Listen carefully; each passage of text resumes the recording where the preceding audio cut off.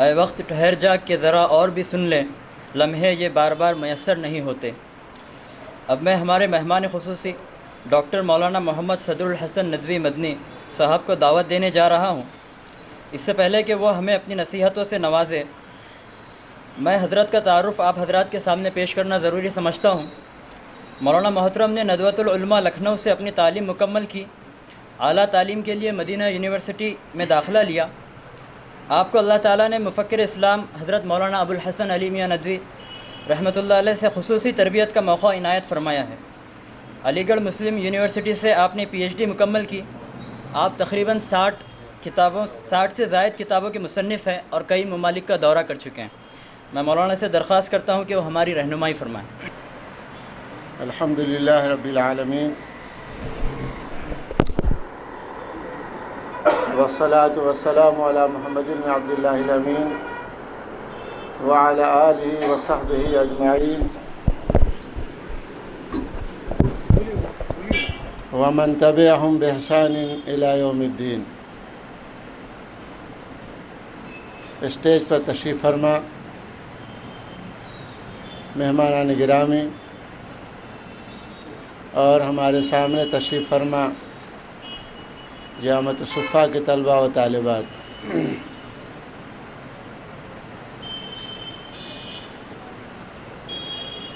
جب یہ درسگاہ قائم ہو رہی تھی تو اس وقت میں بھی رابطے میں تھا، اور جو کچھ میں مشورہ دے سکتا تھا میں نے مشورہ دیا۔ آج 1 سال کے بعد طلباء کے تاثرات، طالبات کے تاثرات اور ان کی تقریروں سے یہ اندازہ ہوا کہ یہ درسگاہ جن خطوط پر قائم کی گئی ہے اپنے مقصد کی طرف رواں دواں ہے، اور اس کی بنیادی وجہ یہ ہے کہ یہ درسگاہ تسلسل ہے اس درسگاہ کا جو حضور اکرم صلی اللہ علیہ وسلم نے مسجد نبوی میں آج سے تقریباً 1500 سال پہلے ڈالی تھی، اور وہ ادارہ جس کی نسبت، ہر وہ مسجد جس کی نسبت، ہر وہ جامعہ جس کی نسبت، بلکہ ہر وہ شخص جس کی نسبت اسلام کی طرف ہوگی، اللہ تبارک تعالیٰ کی مدد اور اس کی نصرت ہمیشہ اس کے ساتھ رہے گی۔ میں اس وقت عربی زبان کے حوالے سے چند باتیں گوشگزار کروں گا، کیونکہ ابھی طلباء اور طالبات اس مرحلے میں ہیں کہ وہ عربی زبان کی وسعتوں سے واقف ہوں۔ ابھی میں حضرت حسان بن ثابت رضی اللہ تعالیٰ عنہ کی کچھ اشعار سن رہا تھا اور ایک طالبہ پڑھ رہی تھی۔ عربی زبان بہت نازک زبان ہے۔ انہوں نے اشعار کے دوران خفا پڑھا، یعنی خا بکسر الخا۔ میں اس لیے بیان کر رہا ہوں کہ عموماً 99% لوگ اس میں غلطی کرتے ہیں۔ عربی زبان میں خف یا یخفا خفان استعمال ہوتا ہے بفتح الخا۔ اسی لیے شاہ ولی اللہ رحمۃ اللہ علیہ کی جو کتاب ہے ازالۃ الخفا فی خلافت الخلفاء، لیکن 99% علماء بھی پڑھتے ہیں ازالۃ الخفا فی خلافت الخلفاء۔ تو اصل لفظ عربی زبان میں خفا، کسی چیز کا پوشیدہ ہونا، تو اسے خفا نہ پڑھیں، اس لیے کہ اکثر علماء اور اکثر اصحاب علم اس میں غلطی کرتے ہیں۔ تو آپ پڑھیں گے خفا نہیں پڑھیں گے بلکہ خفا، خفے یا یخفا خفان، کی چیز کا پوشیدہ ہونا، کی چیز کا نظر سے اوجھل ہونا۔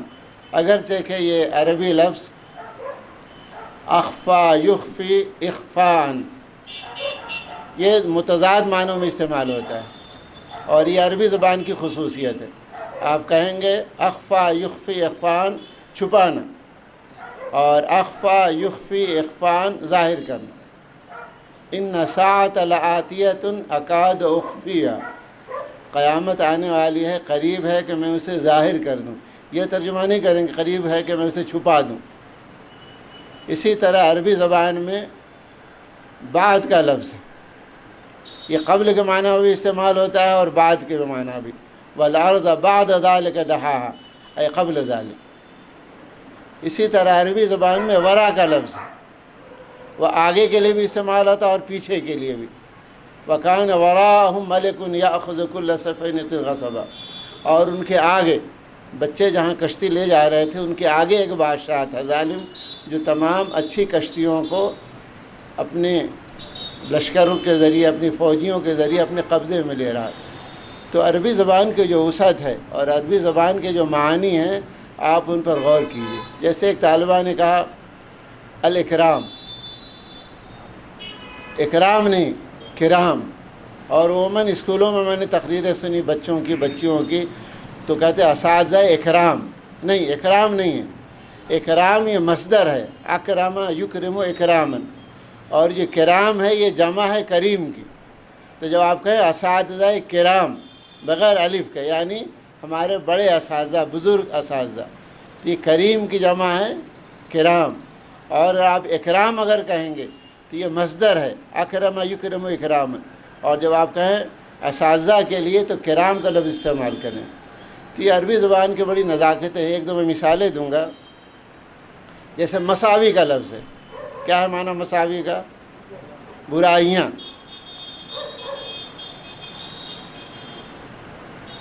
اور اگر اس میں کاف کا اضافہ کریں تو کیا کہیں گے؟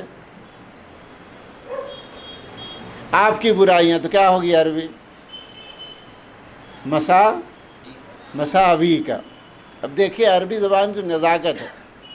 اور مسواک کی جمع کیا ہوگی؟ مساوی کا۔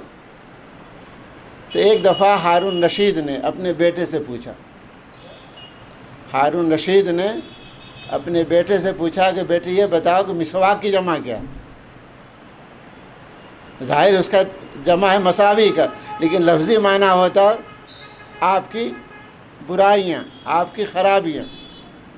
یہ نزاکت ہے زبان کی۔ اگر وہ ان کا بیٹا مامون یا امین اگر یہ جواب دیتا، جواب بالکل صحیح ہوتا، لیکن زبان کی نزاکت دیکھتے ہوئے انہوں نے کہا ضد و محاسن کا یا امیر المومنین، آپ کے محاسن کی ضد اس کی جمع ہے۔ اندازہ لگائی اس کی جمع کیا ہے؟ ضد و محاسن کا یا امیر المومنین۔ اگرچہ کہ بیٹا ہے لیکن باپ امیر المومنین ہے، خلیفۃ المسلمین ہے، تو بیٹا یہ جواب دیتا ہے ضد و محاسن کا یا امیر المومنین۔ اور یہ اساتذہ کی طرف اس کا سہرا جاتا ہے کہ اگر استاد کسائی جیسا بڑا نحوی ان کا استاد تھا، تو استاد زبان کی نزاکتوں کو سے طلبہ کو واقف کراتا۔ آپ نے قرآن پاک کی آیت پڑھی ہوگی فَدَمْدَمَ عَلَيْهِمْ رَبُّهُمْ بِذَنبِهِمْ فَسَوَّاهَا وَلَا يَخَافُ عُقْبَاهَا۔ اب دمدمہ کا معنی لغت کتابوں میں موجود ہے۔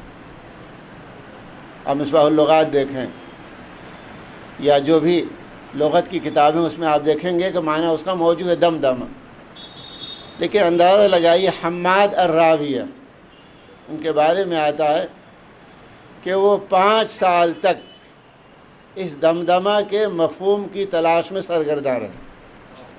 کتنے سال؟ 5 سال تک مسلسل۔ اور عموماً زبان کا معاملہ یہ ہے عربی کے علاوہ کہ اچھی زبان شہر میں بولی جاتی ہے اور دیہات کی زبان خراب ہوتی ہے۔ عربی کا معاملہ الٹا تھا۔ عربی میں زبان کا معاملہ یہ تھا کہ اچھی زبان، فصیح زبان دیہات میں بولی جاتی تھی۔ اسی لیے حضور اکرم صلی اللہ علیہ وسلم کی تربیت مکہ مکرمہ شہر کو چھوڑ کے دیہات میں کروائی گئی، اور دیہات میں، عرب کے دیہاتوں میں سب سے اچھی زبان قبیلہ سعد کی تھی۔ اسی لیے حلیمہ وہ قبیلہ سعد کی، حلیمہ سعدیہ، سعدیہ ان کا نام نہیں ہے، یعنی وہ حلیمہ جو قبیلہ سعد کی رہنے والی ہوں۔ تو میں یہ بتا رہا تھا کہ وہ حماد الراویہ دیہاتوں میں گھومتے رہے، کہ اس لفظ کا معلوم ہو، معنی معلوم ہو کہ اللہ تبارک تعالیٰ نے جو دمدمہ استعمال کیا ہے وہ اس کے لیے صب کا بھی لفظ استعمال ہو سکتا تھا، اس کے لیے انزلہ کا لفظ بھی استعمال ہو سکتا تھا، اس کے لیے نزلہ کا لفظ بھی استعمال ہو سکتا تھا، اس کے لیے احاطہ کا لفظ بھی استعمال ہو سکتا تھا، لیکن اللہ تبارک تعالیٰ نے اس موقع پر قوم سمود کے لیے دمدمہ کا لفظ استعمال کیا۔ وہ گھوم رہا تھا، اب تقریباً 5 سال مکمل ہونے والے تھے، تو ایک جگہ اس نے دیکھا کہ ایک ماں اپنے خیمے میں بیٹھی ہوئی ہے اور بیٹی چولہے کے قریب بیٹھی ہوئی ہے اور چولہے میں کوئی چیز پک رہی ہے اور اس کے اوپر اس کا ڈھکن رکھا ہوا ہے۔ تیز آنچ سے وہ چولہا ابلنے لگا اور ڈھکن گرنے کے قریب ہوا، تو بیٹی کہتی ہے دمدم الخضر دمدم الخضر، فوراً ہم مادرا ویہ لکھ لی، یعنی کوئی چیز جب اچانک کسی پر کوئی آفت آ پڑے تو اس موقع پر دمدمہ کا لفظ استعمال ہوگا، اور اگر آپ نے انزلہ استعمال کیا یا صبہ استعمال کیا یا نزلہ استعمال کیا تو استعمال صحیح نہیں ہوگا۔ جیسے قرآن پاک کو اللہ نے آہستہ آہستہ 23 سالوں میں اتارا تو اللہ نے اس کے لیے نزلہ استعمال کیا، تو نزلہ کا استعمال یعنی آہستہ آہستہ کسی چیز کا اتارنا۔ تو گویا کہ قرآن پاک میں جو الفاظ استعمال ہوئے عربی زبان کے، تو اس دمدمہ کے لفظ کے اس استعمال کو اس حماد راویہ نے اس بچی سے سیکھا، پھر اس کو لغت میں لکھ دیا۔ ہم تو آسانی سے 1 سیکنڈ میں، اور آپ تو آج موبائل پر آپ فوراً دیکھ لیتے دمدمہ کا معنی یہ ہے، لیکن اس کے پیچھے جو محنت ہے اس محنت پر ہماری نظر نہیں ہوتی۔ اب حضرت عباس رضی اللہ تعالیٰ عنہ کا واقعہ ہے کہ ایک شخص نے ان سے پوچھا کہ آپ بڑے ہیں یا اللہ کے رسول؟ پوچھنے کا مقصد یہ تھا کہ عمر کن کی زیادہ ہے، کہ آپ کی عمر زیادہ ہے یا حضور اکرم صلی اللہ علیہ وسلم کی عمر زیادہ ہے؟ ہم سے آپ سے اگر کوئی پوچھے اردو میں تو کہتا ہے میں بڑا ہوں یا وہ بڑے ہیں۔ حضرت عباس رضی اللہ تعالیٰ عنہ عمر میں بڑے تھے اور حضور اکرم صلی اللہ علیہ وسلم عمر میں چھوٹے تھے، لیکن اگر حضرت عباس ہی کہتے ہیں انا اکبر منہ تو بظاہر ایسا محسوس ہوتا کہ حضرت عباس یہ فرما رہے کہ میں بڑا ہوں۔ تو کیا جواب دیا؟ ہوا اکبر منی وانا اسن منہ، سمجھ رہے ہیں آپ لوگ؟ ہوا اکبر منی وانا اسن منہ، اللہ کے رسول ہم سے بڑے ہیں لیکن عمر میں بڑا ہوا ہوں۔ اسن تو بڑے تو وہ ہیں لیکن عمر کے لحاظ سے، لیکن وہ اگر وہ ہم اور آپ ہوتے تو کیا جواب دیتے ہیں؟ انا اکبر منہ، میں ان سے بڑا ہوں۔ تو زبان کی نزاکت ہوتی ہے۔ ایک اور سنیے، آپ نے دیکھا ہوگا کہ قرآن پاک میں الصراط المستقیم پر سین لکھا ہوتا ہے، تو عربی زبان کے قواعد کے لحاظ سے بعض صاد ایسے ہیں جن کو سین سے بدلا جا سکتا ہے اور بعض صاد ایسے ہیں جن کو سین سے نہیں بدلا جا سکتا۔ بصرہ اور کوفہ، وہاں نحو، صرف اور عربی زبان کے ماہرین بیٹھے ہوئے تھے، ان میں 2 زیادہ ماہر تھے، دونوں میں بحث ہونے لگی کہ صاد کو سین سے اور سین کو صاد سے کہاں ہم بدل سکتے ہیں۔ تو ایک جو ماہر لغت تھے ان کا اصرار تھا کہ ہر جگہ نہیں بدل سکتے، ان کے لیے کچھ خاص مقامات ہیں۔ دوسرے جو ان کے مد مقابل تھے انہوں نے کہا کہ ہر جگہ بدل سکتے ہیں۔ بات ختم ہو گئی۔ اب سنیے آگے، جن کا اصرار تھا کہ صاد کو ہر جگہ سین سے نہیں بدل سکتے وہ وزیر بنا دیے گئے، اور جن کا اصرار تھا کہ ہر جگہ صاد کو سین سے بدل سکتے ہیں وہ بیچارہ خالی تھا، تو وہ اپنے اس وزیر دوست کے پاس گیا کہ آپ میرے لیے سفارشی خط لکھ دیں فلاں محکمے کے پاس۔ اب دیکھیے وہ جو بحث ہوئی تھی اس بحث کو نقطہ انجام تک پہنچانے کے لیے انہوں نے خط کا سہارا لیا اور یہ لکھا، یہ ہمارے بہت قریبی دوست ہیں، تو کیا ہوگا؟ خاص سے اس میں تفضیل کیا ہوگا؟ اخص، صاد سے، لیکن ان کا یہ اصرار تھا کہ صاد کو ہر جگہ سین سے بدل سکتے ہیں، تو انہوں نے لکھا سین سے۔ اخص کا معنی ہوگا ذلیل ترین، اور اخص صاد سے اس کا معنی ہوگا محبوب ترین۔ تو چونکہ ان کو اصرار تھا کہ ہر جگہ صاد کو سین سے بدل سکتے ہیں، تو لکھا ہوا من اخص اصدقائی، سین سے، یہ میرے ذلیل ترین دوستوں میں سے۔ جو ہے اس نے خط پڑھا، کہا کہ کم وقت تم نے کیا لکھا؟ تو کہا کہ آپ ہی تو فرما رہے تھے کہ ہر جگہ صاد کو سین سے بدل سکتے ہیں، اس لیے میں نے صاد کو۔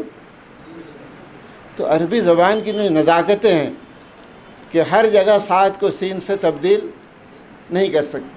تو عربی زبان کی ایسی ایسی نزاکتیں ہیں کہ اگر آپ اس پر غور کریں گے تو آپ کو ایسا محسوس ہو، جیسے خلف کا لفظ ہے، فخلف من بعدہم خلف، قرآن پاک نے بے تسکین اللام، لام کو سکون کے ساتھ استعمال کیا، جزم کے ساتھ، اور عربی زبان میں ایک لفظ ہے خلف بے فتح اللام، دونوں میں فرق۔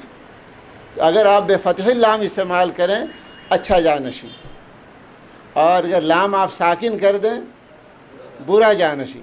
قرآن نے کہا فخلف من بعد خلف اضاعوا الصلاۃ، تو یہ خلف جو بے تسکین اللام ہے، یعنی لام کے سکون کے ساتھ اس پر جو جزم ہے، تو جو ہی آپ دیکھیں گے خلف لکھا ہوا آپ فوراً سمجھ لیں گے کہ برا جانشین۔ اور اگر آپ نے دیکھا خلف ہے بے فتح اللام، تو آپ فوراً اس لفظ کو دیکھ کر اندازہ لگا لیں گے کہ یہ اچھا جانشین۔ اب جیسے عربی زبان میں آپ نے کہا کہ بہت سارے الفاظ مذکر تھے مؤنث پہ، تو عربی زبان کے بہت سارے الفاظ ہیں جو قواعد کے مطابق ہیں، اور قواعد کی بھی جو بات ہے وہ بھی سن لیجئے، زبان پہلے اور قواعد بعد میں، یعنی زبان قاعدے کے مطابق نازل نہیں ہوئی، بلکہ زبان کو دیکھ کر نحویوں نے قواعد مرتب کی۔ لیکن بہت ساری زبان کی باتیں قواعد کے اندر نہیں آ سکیں، تو انہوں نے کہا کہ یہ سماعی ہے، یعنی یہ سن کر ہمیں معلوم ہوا۔ جیسے عربی زبان میں قاعدہ بنایا انہوں نے کہ ہر وہ لفظ کہ جس کے آخر میں حمزہ، الف اور حمزہ ہو، وہ لفظ مؤنث ہوگا، جیسے سماعن، یا مقصورہ ہو تو وہ مؤنث ہوگا وہ لفظ، جیسے قصوہ مقصورہ ہے، یا ممدودہ ہو جیسے حمراء، یا گول تا ہو جیسے فاطمہ۔ یہ عام قاعدے بنائے انہوں نے زبان کے استعمالات کو دیکھ کر، لیکن یہ قاعدہ زبان کو کی تصحیح کی بنیاد نہیں۔ آپ کہیں گے طلحہ، بیٹے کا نام ہوگا، یہ بیٹی کا، بیٹے کا نام۔ اب وہاں آپ یہ نہیں کہہ سکتے کہ میں نے عربی زبان کے قاعدے کے لحاظ سے آپ کا یہ بیٹا نہیں بلکہ آپ کی بیٹی ہے، حالانکہ نظر تو آ رہا ہے بیٹا ہو، اور آپ کہہ رہے ہیں کہ عربی زبان کے لحاظ سے یہ بیٹا نہیں بلکہ یہ بیٹی ہے۔ تو اسی طرح بہت سارے الفاظ، جیسے الارض ہے، زمین، کوئی علامت اس میں موجود نہیں مؤنث کی، لیکن مؤنث، اور کتاب عربی زبان میں مذکر ہے اور اردو کے لحاظ سے مؤنث ہے۔ سوق کا لفظ ہے، سین واو قاف، سوق بازار، کوئی علامت نہیں ہے، لیکن عربی زبان میں یہ مؤنث ہے۔ پیالے کے لیے عربی زبان میں کاس کا لفظ ہے، کاف الف اور سین، کاسن، اس میں کوئی علامت مؤنث کی نہیں ہے، لیکن عربی زبان کے لحاظ سے یہ مذکر ہے۔ تو عربی زبان کے جو قواعد ہیں وہ عربی زبان کے استعمالات کو دیکھ کر بنائے گئے، اس لیے آپ یہ نہ کہیں کہ یہ تو عربی زبان کے لحاظ سے غلط ہے۔ بہت سارے لوگ کہہ دیتے ہیں کہ قرآن پاک میں ان ھذان لساحران استعمال ہوا، تو کہا کہ یہ تو عربی زبان کے لحاظ سے غلط ہے، یہ تو ہونا چاہیے ان ھذین ہونا چاہیے، اس لیے کہ ان اپنے اسم کو نصب اور اپنی خبر کو رفع دیتا ہے۔ تو ان بھول بھلیوں میں آپ نہ پڑھیں کہ عربی زبان کے لحاظ سے غلط ہے۔ عربی زبان پہلے ہے اور قواعد بعد میں۔ یہ تو ہندوستان کی یا عجمی ممالک کی بدقسمتی ہے کہ قواعد سے زبان پڑھائی جاتی ہے، یہ بالکل غلط ہے، اور میں اس کا سختی سے اس کی تردید کرتا ہوں۔ قواعد سے عربی زبان اگر آپ پڑھائیں گے یا بچے پڑھیں گے تو کبھی زبان نہیں سیکھ سکتے، زبان پہلے سیکھیں۔ اب ایک واقعہ یاد آیا کہ حضور اکرم صلی اللہ علیہ وسلم کے زمانے میں یا صحابہ کرام کے زمانے میں عربی قواعد مرتب نہیں ہوئے تھے، وہ تو ابو الاسود دوالی نے بعد میں قواعد مرتب کی۔ تو ایک صحابی کے سامنے یا ایک دیہاتی کے سامنے جو گاؤں کے رہنے والا تھا، ایک شخص اذان دے رہا تھا، اس نے اذان دیے، کہا اشہد ان محمد رسول اللہ. اس نے اذان دی تو کیا کہا؟ اشہد ان محمد رسول اللہ. تو اس دیہاتی کو جو زبان سے واقف تھا اس کو تو یہ نہیں معلوم تھا کہ انا کا اسم اور انا کی خبر. اس نے کہا ثم ماذا، اب اس کے بعد تم کیا کہنا چاہ رہے ہو؟ اس لیے کہ اس کا ترجمہ ہوا کہ بے شک محمد اللہ کے رسول. بس کیا ہیں؟ تو بار بار وہ کہہ رہا ہے ثم ماذا، اب اس کے بعد کیا کہنا چاہتے ہو؟ اور آپ نے کہا اشہد ان محمد رسول اللہ، تو ہیں کا ترجمہ ہو گیا بے شک محمد اللہ کے رسول ہیں. تو وہ قواعد سے واقف نہیں تھا لیکن عربی زبان کی نشست و برخاست سے واقف تھا، اس کے در و بس سے واقف تھا. تو بار بار وہ کہہ رہا ہے، بار بار وہ کہہ رہا ہے ثم ماذا، پھر اس کے بعد کیا، پھر اس کے بعد کیا، پھر اس کے بعد کیا. تو گویا کہ زبان کی جو شناخت ہے اور خاص طور عربی زبان کی، اسی لیے آپ کو تعجب ہوگا کہ اصل عرب، آپ کو معلوم ہے اس وقت پوری دنیا میں 22 عرب ممالک جن کی سرکاری زبان عربی. حالانکہ جب حضور اکرم صلی اللہ علیہ وسلم مبعوث ہوئے تو جزیرۃ العرب، یمن اور بحرین اور عمان، بس ان ممالک کی زبان عربی تھی. اس کے علاوہ پوری دنیا کی زبان عجمی تھی. شام کی زبان عربی نہیں تھی، مصر کی زبان عربی نہیں تھی، مراکش کی زبان عربی نہیں تھی، الجزائر کی زبان عربی نہیں تھی، لیبیا کی زبان عربی نہیں تھی، سوڈان کی زبان عربی نہیں تھی، جبوتی کی زبان عربی نہیں تھی، مغرب کی زبان عربی نہیں تھی. لیکن 22 ممالک کی زبان اس وقت عربی. اس کی بنیادی وجہ یہ تھی کہ صحابہ کرام جہاں گئے، اصل صحابہ کرام، تو وہاں کے لوگوں نے اپنی زبان بدل دی. حالانکہ زبان کے معاملے میں انسان بہت متعصب ہوتا ہے. آپ اگر ٹرین سے سفر کر رہے ہوں بنگال کی طرف اور آپ کا کوئی دوست ہو اور آپ سے اردو میں گفتگو کر رہا ہو اور ایک بنگالی اگر آ گیا، چاہے ہندو ہی کیوں نہ ہو، فوراً بنگالی زبان میں گفتگو شروع کر دے گا اور آپ کو ساتھ چھوڑ دے گا. زبان کی ایک عصبیت ہوتی ہے. لیکن صحابہ کرام گئے، مصر گئے، تو اہل مصر نے جن کی زبان عربی نہیں تھی انہوں نے لباس اپنا تبدیل کر دیا، زبان تبدیل کر دی، ثقافت تبدیل کر دی، نام بھی. آپ وہاں عیسائیوں اور یہودیوں کے نام بھی عبداللہ دیکھیں گے، عبد الرحمن. کھانا وہی جو ایک عرب مصری کھاتا ہے، زبان وہی، لباس وہی، داڑھی وہی، ساری شناخت وہی. تو جہاں جہاں عرب مسلمان گئے، صحابہ کرام مراکش کی طرف بڑھے، الجزائر کی طرف بڑھے، لیبیا کی طرف بڑھے، سوڈان کی طرف بڑھے، تو ان لوگوں نے اپنی پوری تہذیب کو، اپنی زبان کو چھوڑ دیا. اور جہاں سیکنڈ ہینڈ اسلام آیا، یعنی ڈائریکٹ صحابہ کرام نہیں پہنچے بلکہ ان کے تربیت یافتہ پہنچے، جیسے ہندوستان، یہ اثر انداز نہیں ہو سکتا. تو زبان کا معاملہ بڑا نازک ہے، اور خاص طور پر عربی زبان کا. آپ دیکھیں اونٹ کے لیے سینکڑوں نام ہیں، شیر کے لیے سینکڑوں نام ہیں، کنویں کے لیے سینکڑوں نام ہیں، اور اس طرح بہت سارے ایسے الفاظ ہیں جن کے لیے سینکڑوں اس کے معنی ہیں. ایک عجوز کا لفظ مثال کے طور پر آپ لغت میں دیکھ لیے، اس کے 72 معنی ہیں. عین جیم واو ز، عجوز، اس کے 72 معنی ہیں. آپ مصباح اللغات میں دیکھ لیے، اور متضاد معنی. تو آپ کو میں مبارکباد دیتا ہوں کہ اس جامعۃ الصفا کے ذریعے کوشش اس بات کی کیجیے کہ قرآن پاک کو آپ براہ راست سمجھیں. میں تقریباً 30 سال سے قرآن پاک کا درس دے رہا ہوں، اور میرے درس کے حلقے میں انجینئر، ڈاکٹرز اور پڑھے لکھے لوگ ہیں.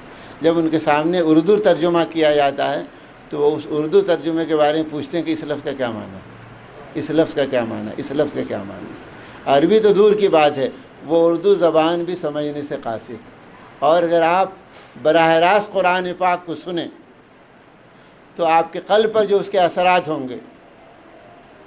ایک واقعہ سناتا ہوں کہ ایک عرب بدوی دیہاتی نماز میں شریک تھا. امام صاحب نے آیت پڑھی اور کہا وَاتَّخَذَ اللَّهُ إِبْرَاهِيمَ خَلِيلًا.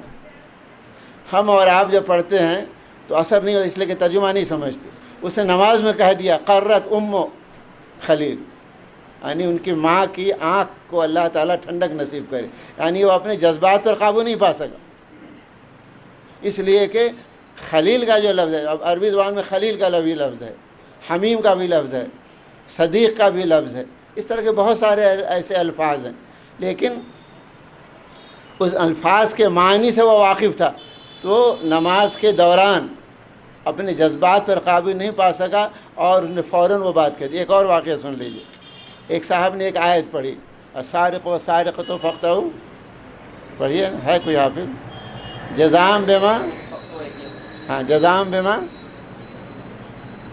کسب نکال واللہ عزیز حکیم ہے۔ تو ایک دیہاتی جو عربی زبان سے واقف تھا لیکن قرآن کا حافظ نہیں تھا، تو پڑھنے والے نے پڑھ دیا واللہ غفور الرحیم۔ تو اس دیہاتی نے کہا کہ یہ اللہ کا کلام نہیں ہو سکتا۔ اس نے کیا پڑھا؟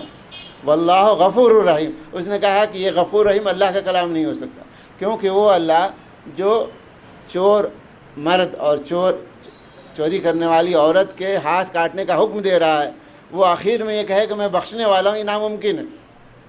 حافظ بار بار اصرار کر رہا ہے کہ نہیں یہی ہے واللہ غفور الرحیم۔ اس نے کہا کہ نہیں، یہ نہیں ہو سکتا۔ پھر جب اس نے تصحیح کیا واللہ عزیز حکیم، اس نے کہا ہاں یہ خدائی کلام ہے، اس لیے کہ جس خدا نے کاٹنے کا حکم دیا وہ زبردست ہے اور وہ حکمت والا ہے، اس لیے اس نے حکم دیا۔ وہ اگر غفور رحیم ہوتا تو ہاتھ کاٹنے کا کیوں حکم دیتا؟ تو بہرحال 2 منٹ باقی، تو شاید 1 منٹ باقی رہ گیا۔ تو میں یہ کہہ رہا تھا کہ زبان کی بڑی نزاکتیں ہیں۔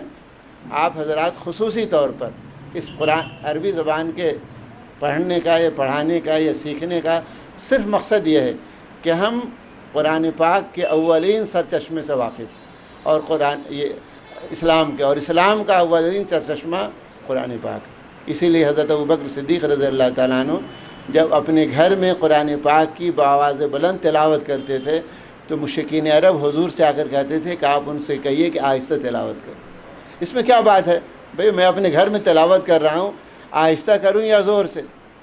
تو حضور سے انہوں نے کہا اس کی وجہ یہ ہے کہ ہماری عورتیں اور ہمارے بچے کان لگا کر سنتے ہیں اور اس سے متاثر ہوتے ہیں، اس لیے کہ ان کی زبان عربی تھی، وہ دشمن صحیح لیکن ان کی زبان عربی تھی۔ تو قرآن پاک میں اللہ نے ایسی تاثیر رکھی ہے کہ وہ الفاظ نکلے اور فرق سمجھا۔ تو حضور اکرم صلی اللہ علیہ وسلم نے حضرت ابوبکر سے کہا، حضرت ابوبکر نے کہا کہ میں کیوں آہستہ کروں؟ انہوں نے کہا کہ میں تو اس بستی سے نکل جاؤں گا اور کہیں دور جا کر قرآن پاک کی تلاوت کروں گا۔ جب وہ باہر جانے لگے تو بہرحال ایک غیر مسلم، ایک مشرک جن کی پناہ میں حضرت ابوبکر تھے، انہوں نے کہا کہ نہیں تم رہو۔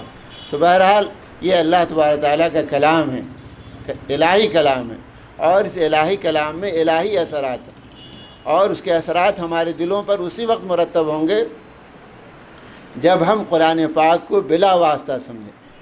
واسطے سے سمجھنے، اب تراویح میں 30 پارے ہم سنتے ہیں لیکن 99% مسلمان سوتے رہتے ہیں۔ کیوں؟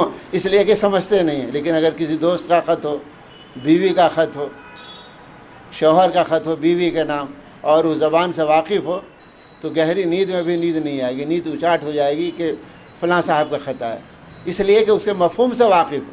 تو اگر ہم قرآن پاک کے مفہوم کو براہ راست سمجھیں تو ہمارے قلب اس سے متاثر ہوں گے، اور جب متاثر ہوں گے تو پھر ہم دوسروں کو متاثر کر سکیں گے۔ اسی لیے اللہ کے رسول کو جو حکم دیا گیا تھا یتلو علیہم آیاتی، کہ آپ قرآن پاک کی تلاوت کریں ان کے سامنے، اس لیے کہ جب تلاوت کی جائے گی تو سننے والے پر اس کے اثرات مرتب ہوں گے۔ بہرحال اللہ تبارک تعالیٰ آپ حضرات کو جزائے خیر دے، اور میں مولانا کا شکر گزار ہوں کہ مولانا اس موقع پر مجھے یاد فرمایا، اور آئندہ جب بھی اس کے مواقع رہیں میں انشاءاللہ یہاں کی حاضری کو اپنی سعادت سمجھوں گا۔ وآخر دعوانا ان الحمدللہ رب العالمین۔